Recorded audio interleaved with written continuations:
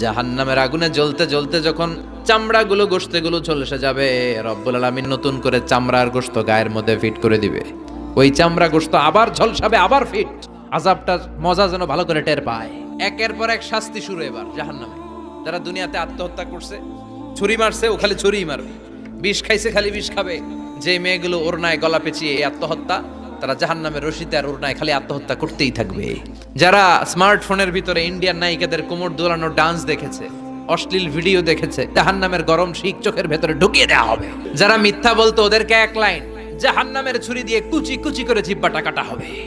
অন্যের জমি মেরে খেয়েছে এরকম ডাকাই তাছাড়া নাই, 7 জমিন ওর কাঁধে তুলে দেওয়া হবে। এবার ঘাড়ে কর। গিবত করে চগল খড়ি আছে না নাই? তাদেরকে আল্লাহ জাহান্নামের তামা দিয়ে নখ বানায় দিবে, আগুন ঝরবে ওটা থেকে। নিজেরা নিজের গালের গোশত আর বুকের গোশত টেনে কুড়ে কুড়ে খাবে। ওদের ব্যথার চিৎকারে পুরো জাহান্নামটা থারথার করে কাঁপবে। যারা যাকাত দেয় নাই,